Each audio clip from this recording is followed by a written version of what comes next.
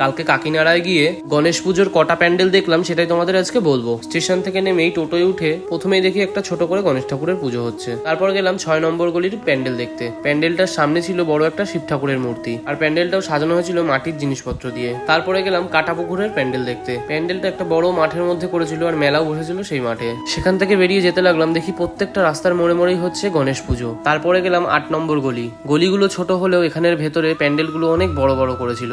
এই প্যান্ডেলটা একটা সরু গলির ভেতরে, তাও দেখো কি সুন্দর লাগছে। এখান থেকে বেরিয়ে একটা পাহাড় থিমের ওপর একটা প্যান্ডেল করেছে, সেটা দেখতে লাগলাম। সেখান থেকে বেরোতেই পাশের মোড়ে একটা গণেশ ঠাকুরের মূর্তি দেখলাম, খুবই সুন্দর লাগলো মূর্তিটা। তারপর আরো একটা প্যান্ডেল দেখলাম, তিরুপতি বালাজির মন্দির করেছিল। এই প্যান্ডেলটা দেখার পর আমরা গেছিলাম একত্র সংঘ ক্লাবের দিকে। এখানের প্যান্ডেলটা খুব সুন্দর করেছিল। প্যান্ডেলটার থিম ছিল পুরো শাল পাতার উপরে। সেখান থেকে বেরিয়ে আরো একটা ঠাকুর দেখতেই বৃষ্টি শুরু হয়ে যায়। বৃষ্টি এতটাই জোরে পড়ছিল আর নেমে ঠাকুর দেখতে পারলাম না, তো টোটো করেই আসার সময় যা পারলাম প্যান্ডেলগুলো দেখলাম। তারপর স্টেশনে এসে ট্রেন ধরে সোদপুর আসলাম। সোদপুর থেকে নেমে একটু খাওয়া দাওয়া করে বাড়ির দিকে ফিরি। দেখা হচ্ছে নেক্সট ভিডিওটা ভালো লাগলে লাইক, কমেন্ট, ফলো।